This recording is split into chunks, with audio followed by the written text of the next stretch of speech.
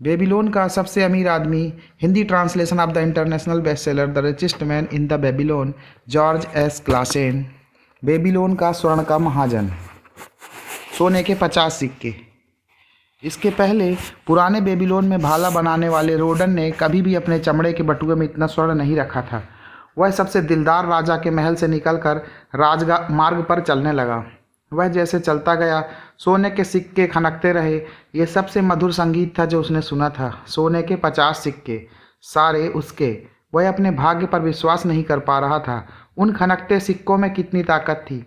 वे कुछ भी खरीद सकते थे, एक बड़ा मकान, जमीन, मवेशी, घोड़े, जो भी वह चाहता था। उसे इनका कैसे इस्तेमाल करना चाहिए था। इस शाम को जैसे वह अपनी बहन के घर की ओर बगल की गली में मुड़ा, वह उन चमकते सोने के सिक्कों के अलावा कुछ और नहीं सोच पा रहा था।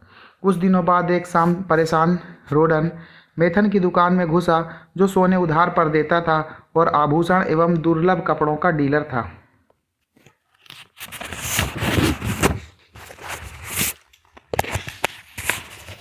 आसपास सजी रंगीन चीज़ों को बिना दाएं बाएं देखे वह पीछे के आवासों से गुजरा। यहाँ उसे एक कालीन पर बैठा नेथन दिखा, जो एक काले गुलाम द्वारा दिया भोजन कर रहा था। मुझे आपकी सलाह चाहिए, क्योंकि मुझे नहीं पता कि मुझे क्या करना चाहिए।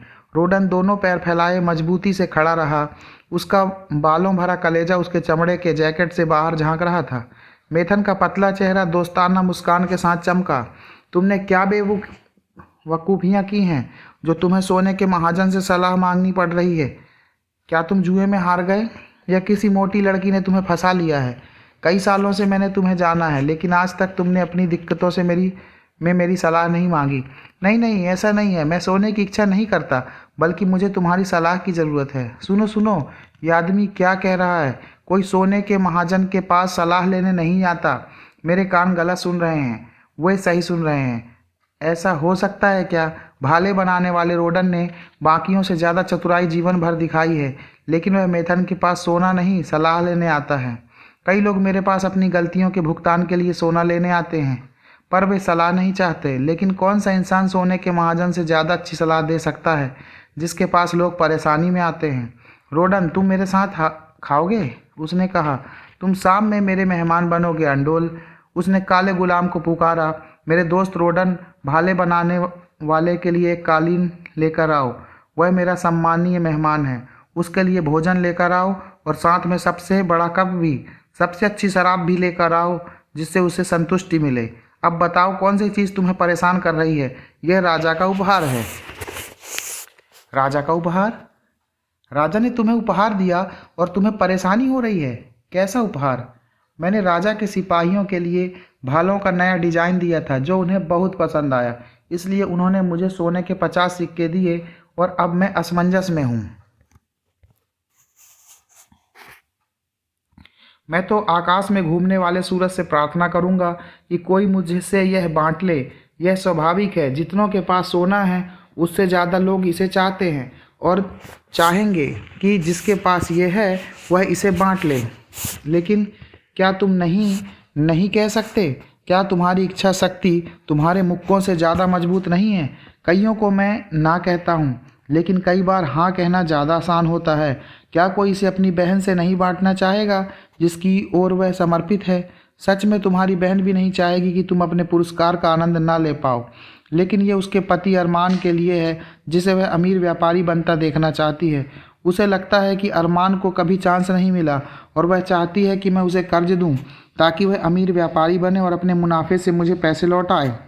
मेरे दोस्त, मेथन ने बताया, यह एक अच्छा विषय है जो तुम चर्चा के लिए लाए हो। सोना अपने मालिक के लिए जिम्मेदारी लेकर आता है और उसके लोगों के लिए नई बदली हालात लाता है। यह डर लाता है कि कहीं खो ना जाए या उसे चुरा ना लिया जाए। यह शक्ति की भावना और अच्छा करने की क्षमता भी लाता है। साथ ही यह कई अवसर लाता है, जिससे उसकी अच्छी नीयत मुश्किलों में बदल जाती है। क्या कभी नीनेवा के किसान के बारे में सुना है, जो जानवरों की भाषा समझ सकता था? मुझे विश्वास नहीं होता, पर वह वैसी कहानी है जिसे लोग कांसे की भट्टी में सुनाते हैं। मैं इसे तुम्हें बताऊंगा, क्योंकि उधार लेने और देने के मामले में पैसों के एक हाथ से दूसरे हाथ में जाने से वह कहीं ज़्यादा होता है। यह किसान जो जानवरों की भाषा समझ सकता था, हर शाम में खेत में रुकता था ताकि उनको बोलते हुए सुन सके। एक शाम उसने एक बैल को एक गधे से अपने काम की शिकायत करते हुए सुना। मैं सुबह से लेकर रात तक हल जोतता हूँ, कितना भी गर्म दिन हो, मेरे पैर कितने भी थके हों और मेरी गर्दन में कितना भी दर्द हो, मैं काम जरूर करता हूँ, लेकिन तुम आराम करते रहते हो। लेकिन तुम आराम करते रहते हो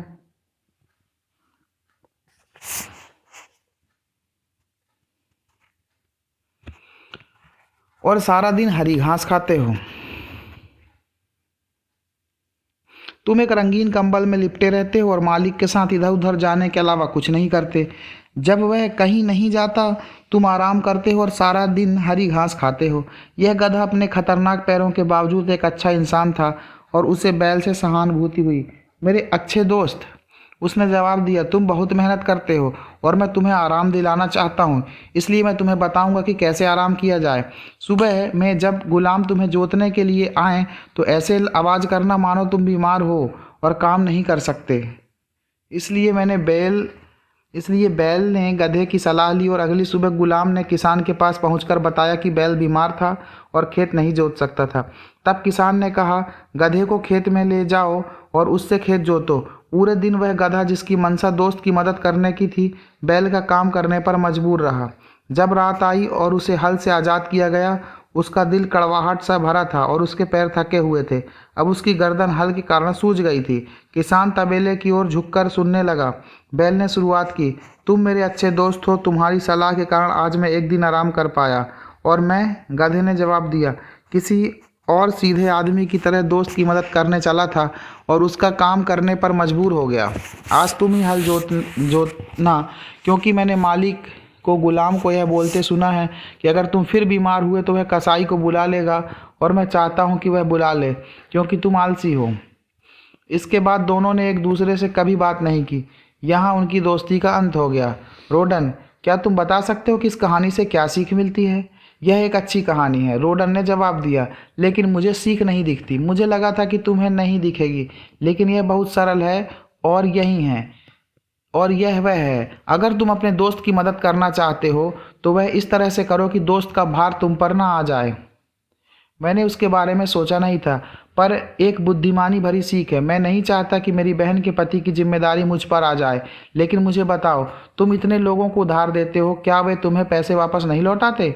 मेथन मुस्कुराया और उसकी मुस्कान से सालों का अनुभव छुपा था। क्या एक कर्ज अच्छी तरह से बनाया जा सकता है और अगर उसे लेने वाला उसे ना चुकाए? क्या महाजन को बुद्धिमानी से यह नहीं देखना चाहिए कि उसका स्वर्ण उधार देने वाले का भला कर रहा है या नहीं, और वह स्वर्ण लौटा सकता है या नहीं, या फिर वह इसे बर्बाद तो नहीं कर देगा और उसका खजाना उससे दूर तो नहीं कर देगा और उस पर एक ऐसा कर्ज होगा जिसे वह चुका नहीं पाएगा? मैं तुम्हें अपने टोकन चेस्ट के टोकन दिखाऊंगा और तुम्हें कुछ कहानियां बताऊंगा। वह एक कमरे में एक चेस्ट लेकर आया जो उसकी बाह जितना लंबा था और लाल सुअर की छाल से ढका था और कांसे के डिजाइन से सजा था। उसने इसे फर्श पर डाला और इसके ढक्कन के सामने बैठ गया। जिस इंसान को भी मैं कर्ज देता हूँ, मैंने उससे एक टोकन लेकर मैं टोकन चेस्ट में डाल देता हूँ। वह तब तक रहता है जब तक कर्ज वापस ना मिल जाए। जब वह लौटा देते हैं तो मैं टोकन वापस कर देता हूँ, लेकिन अगर वह कभी नहीं लौटाते तो हमेशा मुझे याद दिलाता है कि वह मेरे विश्वास के लायक नहीं था। मेरा टोकन बॉक्स मुझे बताता है कि सबसे सुरक्षित वे कर्ज होते हैं जो उन लोगों को दिए जाएं जिनकी संपत्ति उनकी इच्छा से ज़्यादा होती है। उनके पास जमीन, आभूषण, ऊंट और अन्य चीज़ें होती हैं जिन्हें बेचकर वे कर्ज चुका सकते हैं। कई बार मुझे टोकन के रूप में आभूषण मिलते हैं जो कर्ज से ज़्यादा कीमत के होते हैं। बाकियों में वे वादे होते हैं कि अगर कर्ज नहीं चुकाया गया तो मुझे उनकी कोई संपत्ति मिल जाएगी। इस तरह वह कर्जों पर मुझे पूरा विश्वास है कि वे चुकाए जाएंगे, क्योंकि कर्ज संपत्ति पर आधारित हैं। एक अन्य श्रेणी में वे लोग हैं जिनकी कमाने की क्षमता होती है। वे तुम्हारे जैसे लोग हैं जो मेहनत करते हैं और पैसे कमाते हैं, उनकी आमदनी है और वह ईमानदार हैं और उन्हें किसी दुर्भाग्य का सामना नहीं करना पड़ा है। और मैं जानना चाहता हूं कि वे स्वर्ण और उसका किराया वापस लौटा सकते हैं। ऐसे कर्ज इंसानी कोशिश पर आधारित होते हैं। कुछ ऐसे हैं जिनके पास ना तो संपत्ति है और ना कमाने की क्षमता। जिंदगी कठिन होती है और हमेशा कुछ लोग ऐसे होंगे जो खुद को इसके हिसाब से अनुकूलित नहीं कर पाते। ऐसे लोगों को जब मैं कर्ज देता हूँ तो मेरा टोकन बॉक्स मुझे आने वाले सालों में सजा दे सकता है। और अगर मैं उन सम्मानी लोगों की गारंटी ना लूँ जो कर्ज लेने वाले के अच्छे दोस्त हैं। मेथन ने ढक्कन खोला। रोडन ने आगे झुककर देखा। चेस्ट के सबसे ऊपर एक कांसे का नेक पीस था जो लाल कपड़े में था। मेथन ने इसे उठाकर प्यार से सहलाया।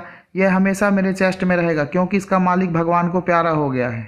मैं इसे प्यार से रखता हूँ क्योंकि यह उसकी याद दिलाता है और यह मेरा अच्छा दोस्त है। हम सफलता से काम करते रहे। फिर वह पूर्व से एक बहुत सुंदर औरत शादी के लिए ले आया। उसने उसे खुश करने के लिए उस पर सोने की बौछार कर दी। वह मेरे पास परेशानी में आया जब उसका सोना जा चुका था। मैंने उससे बात की। मैंने कहा कि मैं उसकी मदद वापस उसकी संपत्ति पाने में करूंगा। उसने शपथ खाकर कहा कि वह ऐसा करेगा, पर ऐसा नहीं हुआ। एक झगड़े में जब उसने अपनी पत्नी को उकसाया तो उसने पति के सीने में छुरा भोंप दिया। और वह लड़की? रोडन ने सवाल पूछा। हाँ, यह उसी का है। उसने लाल रंग का कपड़ा उठाया। बाद में अफसोस होने पर उसने खुद को यूफ्रेटस में फेंक दिया। यूफ्रेट्स नदी थी। ये कर्ज कभी नहीं भी चुकता नहीं होंगे। ये चेस्ट तुम्हें बताता है कि रोडन के गहरे जज्बातों से परेशान लोग महाजन के लिए कभी सुरक्षित नहीं होते। यहाँ मामला अलग है। उसने बैल की हड्डी से बनी एक अंगूठी उठाई। यह एक किसान की है। मैं उसकी पत्नियों के बने कालीन खरीदता हूँ। टिड्डे आए और उनके पास भोजन नहीं था। मैंने उसकी मदद की और जब नई फसल आई तो उसने कर्ज लौटा दिया। वह फिर आया और उसने अपनी अजीब बकरियों के बारे में बताया जिनका जिक्र किसी दूर देश के यात्री ने किया था। उनके लंबे बाल इतने सुंदर और मुलायम थे कि उनसे बेबीलोन में सबसे सुंदर कालीन बनाए जा सकते थे। वह एक झुंड चाहता था पर उसके पास पैसे नहीं थे, इसलिए मैंने उसे स्वर्ण दिया ताकि वह यात्रा करके बकरियां ला सके। अब उसका झुंड शुरू हो चुका है और अगले साल मैं बेबीलोन के मालिकों को सबसे महंगे कालीन दिखाकर चकित कर दूंगा। जल्दी ही मैं उसकी अंगूठी लौटा दूंगा। वह जल्दी पैसे वापस करने पर जोर डाल रहा है। कुछ कर्ज लेने वाले ऐसा करते हैं, रोडन ने पूछा। और वे ऐसे काम के लिए कर्ज लेते हैं जो उन तक पैसे वापस लाता है। तो ऐसा लगता है कि अगर वह अपनी बेवकूफ़ियों के कारण कर्ज लेता है तो मैं तुम्हें सावधान करता हूँ कि शायद तुम्हें अपना सोना वापस ना मिले। मुझे इसके बारे में बताओ, रोडन ने निवेदन किया। साथ ही दुर्लभ डिजाइन वाला एक सोने का आभूषण उठाया। औरतें मेरे दोस्त को काफ़ी पसंद है। मेथन ने मजाक किया। और अभी मैं तुमसे काफ़ी छोटा हूँ, रोडन ने जवाब दिया। मुझे लगता है तुम रोमांस का शक कर रहे हो जहाँ ये है ही नहीं। इसकी मालकिन मोटी है, झुर्रियों वाली और इतना बोलती है कि मुझे पागल कर देती है। एक समय उसके पास पैसे थे और वे अच्छे ग्राहक थे, लेकिन फिर उन पर बुरे वक्त का साया आया। उनका एक बेटा था जिनसे वह व्यापारी बनाना चाहती थी, इसलिए वह मेरे पास आई और उसने स्वर्ण उधार मांगा ताकि वह एक कारवां के मालिक का पार्टनर बन जाए जो अपने ऊँटों के साथ एक शहर से दूसरे शहर में घूमता चलता है। वह आदमी धोखेबाज निकला क्योंकि उसने उस बेचारे लड़के को एक दूर शहर में बिना पैसे और दोस्तों के छोड़ दिया और उसके सोते समय भाग निकला। शायद जब वह बड़ा हो जाए तो पैसे लौटा दे। तब तक मुझे कर्ज पर कोई किराया नहीं मिल रहा, सिर्फ बातें मिल रही हैं। लेकिन मैं मानता हूँ कि यह आभूषण कर्ज के लायक हैं। क्या उस औरत ने इस कर्ज की बुद्धिमत्ता पर तुमसे सलाह ली थी? इसका ठीक उल्टा हुआ। उसने अपने बेटे को बेबीलोन के अमीर और ताकतवर इंसान के रूप में तस्वीर बनाई। अगर मैं कुछ और बोलता तो वह गुस्से में आ जाती। मेरे साथ ऐसा हो चुका है। मुझे अनुभवहीन लड़के के खतरे का पता था, लेकिन जब उसने सुरक्षा दी तो मैंने इनकार नहीं किया। यह मेथन ने एक रस्सी की गांठ में बांधते हुए कहा कि ऊँट के व्यापारी नेबटूर का है। जब वह अपने पैसों से ज़्यादा बड़ा झुंड खरीदता है तो मेरे लिए गांठ लेकर आता है और मैं उसकी ज़रूरत के हिसाब से कर्ज देता हूँ। वह बुद्धिमान व्यापारी है, मुझे उसके निर्णय पर विश्वास है। उसे दिल खोलकर कर्ज देता हूँ। बेबीलोन के कई व्यापारियों पर मुझे उसके अच्छे व्यवहार के कारण विश्वास है। उसके टोकन मेरे बॉक्स में आते जाते रहते हैं। अच्छे व्यापारी इस शहर की संपत्ति है और बेबीलोन की बढ़ती समृद्धि के लिए उनकी मदद करने से मुझे फ़ायदा होता है। मेथन ने फिरोजा में खुदा हुआ एक पान का पत्ता निकाला और उसे फर्श पर गुस्से से फेंक दिया। इजिप्ट का कीड़ा, जिस लड़के का यह है उसे मेरा सोना लौटाने की कोई फिक्र नहीं है। जब मैं उसे डांटता हूँ तो वह कहता है, मैं कैसे पैसे चुका सकता हूँ अगर मेरा भाग्य मेरे साथ नहीं है। मैं आपके पास तो इतना है, मैं क्या कर सकता हूँ। यह टोकन उसके पिता का है, थोड़े संसाधनों वाला एक योग्य आदमी जिसने अपने ज़मीन और मवेशी अपने बेटे के व्यापार के लिए दांव पर लगा दिया। उस लड़के को शुरू में सफलता मिली और ज़्यादा पैसे कमाने के लिए दीवाना हो गया। उसका व्यापार बर्बाद हो गया। उसकी जवानी महत्वाकांक्षा से भरी होती है। जवानी पैसे कमाने और मनचाही चीज़ों के लिए शॉर्टकट लेती है। जल्दी पैसे कमाने के लिए जवानी बेवकूफ़ी से कर्ज लेती है। अनुभव न होने के कारण जवानी को पता नहीं होता कि बिना सोचे समझे कर्ज लेना एक गहरे गड्ढे में जाने के समान है, जहाँ यह कई दिनों तक रहना पड़ सकता है। यह दुख से भरा एक गड्ढा है जहाँ सूरज की रोशनी नहीं पहुँचती है और रोज परेशानी से बाहरी नींद से रात दुखी रहती है।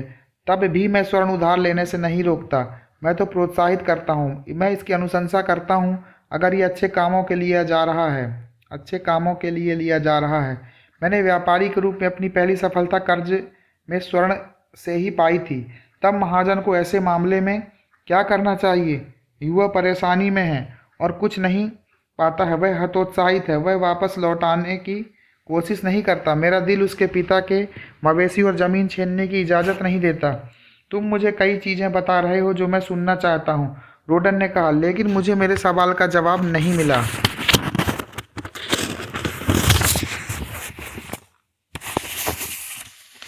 क्या मुझे अपनी बहन के पति को स्वर्ण के 50 सिक्के उधार देने चाहिए?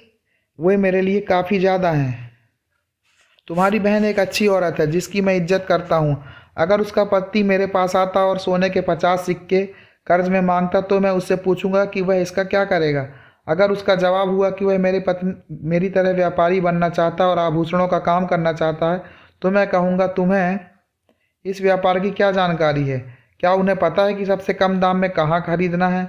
क्या तुम जानते हो कि इसे कहाँ बेच सकते हो? क्या वह मेरे सवालों का हाँ में जवाब दे सकता है? नहीं, वह नहीं दे सकता, रोडन ने माना। उसने मेरी मदद भाले बनाने और दुकान बनाने में की है। तब मैं उससे कहूँगा कि उसका लक्ष्य सही नहीं है। व्यापारियों को अपना काम सीखना चाहिए। उसकी महत्वाकांक्षा अच्छी है पर व्यवहारिक नहीं है, इसलिए मैं उसे सोना नहीं दूंगा। अगर वह कहता है कि हाँ, मैंने कई व्यापारियों की मदद की, मुझे पता है कि स्मिर्ना कैसे जाना है, कम दामों में गृहिणियों से कालीन कैसे खरीदना है, मैं बेबीलोन के ऐसे अमीर लोगों को जानता हूँ जिनको ये भारी फ़ायदे में बेच सकता हूँ, तब मैं कहूँगा तुम्हारा लक्ष्य अच्छा है और तुम्हारी महत्वाकांक्षा सम्माननीय है। मैं तुम्हें सोने के 50 सिक्के देने में खुश होऊंगा और अगर तुम मुझे इस बात की सुरक्षा दे सको कि तुम उन्हें लौटा सकोगे। लेकिन अगर वह कहता मेरे पास इस बात के अलावा कोई सुरक्षा नहीं है कि मैं सम्माननीय आदमी हूँ और मैं आपको कर्ज चुका दूंगा, तब मैं जवाब दूंगा, मुझे सोने के हर सिक्के की इज्जत है। अगर स्मिर्ना जाते समय डकैत तुमसे ये लूट लें या लौटते समय कालीन लूट लें तो तुम्हारे पास मुझे पैसे चुकाने का कोई रास्ता नहीं होगा और मैं अपना स्वर्ण खो दूंगा। रोडन, देखो, स्वर्ण एक महाजन का संसाधन है, इसे कर्ज पर देना आसान है। अगर बेवकूफ़ी से दिया जाए तो इसे वापस नहीं पाया जा सकता। एक समझदार महाजन अपने काम पर खतरा नहीं चाहता और वापसी की सुरक्षा चाहता है। अच्छी बात है कि उसने कहा आप मुसीबत में पड़े लोगों की सहायता कर सकें।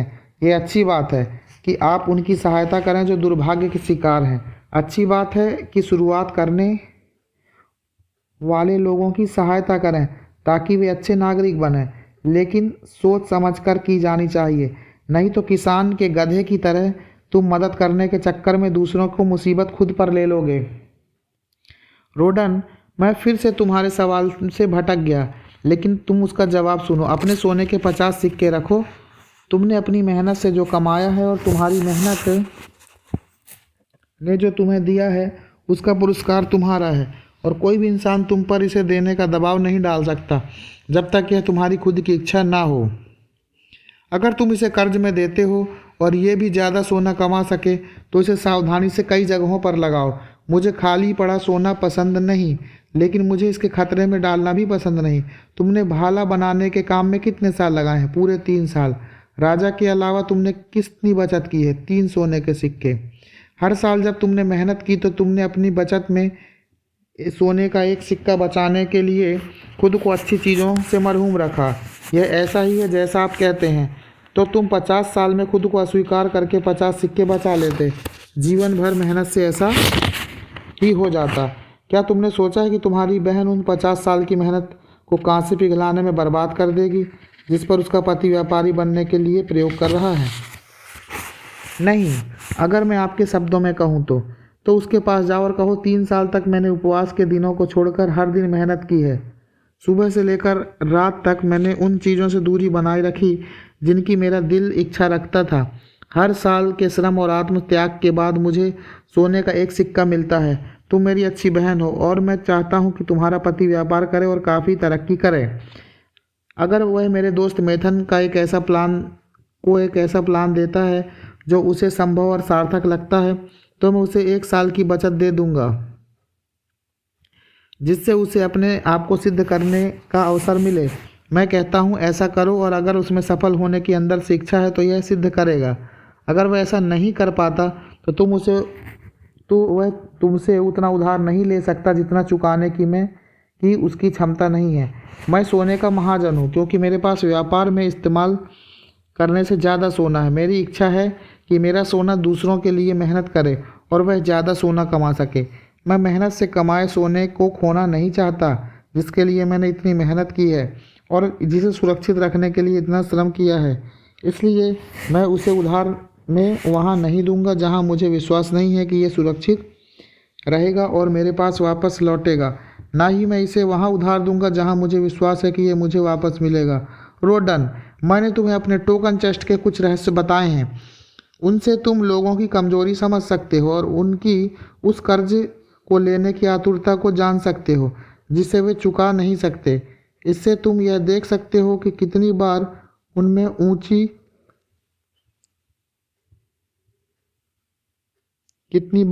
ऊंची बड़ी कमाई की आशाएं होती हैं। अगर उनके पास सोना होता, लेकिन उनकी झूठी आशाओं को पूरा करने के लिए उनके पास ट्रेनिंग या क्षमता नहीं होती। रोडन, अब तुम्हारे पास वह सोना है जिसे तुम और भी ज़्यादा सोना कमाने के लिए लगाना चाहिए। तुम मेरी तरह सोने का महाजन होने वाले हो। अगर तुम अपने खजाने की सुरक्षा कर सको तो यह तुम्हें अच्छी आमदनी देगा और आनंद और लाभ का अच्छा स्रोत बनेगा। लेकिन अगर तुम इसे फिसल जाने दोगे तो यह अनंत दुख और पछतावे का कारण बनेगा, जिसे तुम हमेशा याद रखोगे। तुम अपने बटुए के सोने में सबसे ज़्यादा कौन सी इच्छा रखते हो? इसे सुरक्षित रखना। सही बोला, मेथन ने उत्साह बढ़ाते हुए कहा। तुम्हारी पहली इच्छा सुरक्षा की है। क्या तुम्हें लगता है कि तुम्हारी बहन के पति के पास यह सुरक्षित रहेगा? मुझे नहीं लगता कि वह सोने की सुरक्षा कर पाएगा। तब किसी इंसान को अपने खजाने की सुरक्षा की जिम्मेवारी मूर्ख भावनाओं में आकर मत दो। अगर तुम अपने परिवार और दोस्तों की मदद करना चाहते हो तो ऐसा तरीका सोचो जिससे तुम्हारे खजाने का नुकसान ना हो। मत भूलना कि सोना उनके हाथों से फिसल जाता है जो इसकी सुरक्षा करना नहीं जानते। दूसरों के हाथों इसे को बर्बाद होने से अच्छा है कि अपने खजाने को फिजूल खर्ची में बर्बाद कर दो। सुरक्षा के बाद तुम खजाने से क्या अपेक्षा रखते हो? ये और ज़्यादा सोना कमाएं। फिर तुम बुद्धिमानी की बात कर रहे हो। इसे और भी कमाना चाहिए और बड़ा होना चाहिए। बुद्धिमानी से कर्ज में दिया गया सोना कमाई में तुम्हारे बूढ़े होने से पहले 2 गुना हो सकता है। अगर तुम इसे खोने का खतरा उठाते हो तो तुम वह भी खोने का खतरा उठा रहे हो जो यह कमा सकता है। इसलिए उन अव्यावहारिक लोगों से बचकाने प्लान के धोखे में मत आओ जो तुम्हारे सोने को बड़ी कमाई के लिए ज़बरदस्ती इस्तेमाल करना चाहते हैं। ये प्लान वह लोग बनाते हैं जो सपनों तो देखते हैं पर व्यापार के सुरक्षित और विश्वसनीय नियमों को नहीं जानते। कमाने की इच्छा थोड़ी संभाल कर रखो ताकि तुम अपने खजाने को रख सको और इसका आनंद उठा सको।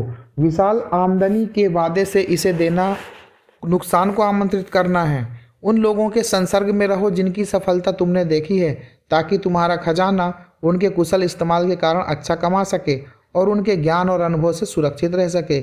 इस तरह तुम उन दुर्भाग्यों से दूर रह सकते हो जो उन लोगों के बच्चे को पकड़ते हैं जिन्हें देवता स्वर्ण के काबिल समझते हैं। जब रोडन उसे उसकी सलाहों के लिए धन्यवाद देने लगा तो उसने सुना नहीं बल्कि उससे कहा, राजा का उपहार तुम्हें बहुत कुछ सिखाएगा। अगर तुम सोने के 50 सिक्कों को बचाए रखना चाहते हो तो तुम्हें बहुत सावधान रहना होगा। बहुत सारे इस्तेमाल तुम्हारा मन बहलाएंगे। तुम्हें कई सलाहें दी जाएंगी। बड़े मुनाफे कमाने के कई अवसर तुम्हारे दिए जाएंगे। मेरे टोकन बॉक्स की कहानियों से तुम्हें चेतावनी मिलती है कि तुम सोने के किसी भी सिक्के को छोड़ने से पहले निश्चित कर लो कि तुम्हारे पास इसे वापस लाने का सुरक्षित तरीका है। अगर मेरी सलाह तुम्हें सही लगे तो वापस आना, फिर यहीं से मिलेगी। तुम्हें वह संदेश पढ़ना चाहिए जिसे इस टोकन बॉक्स के ढक्कन के नीचे खुदा है, और वह है, यह कर्ज देने वाले और लेने वाले दोनों पर लागू होता है। बड़े पछतावे से छोटी सावधानी ज़्यादा अच्छी।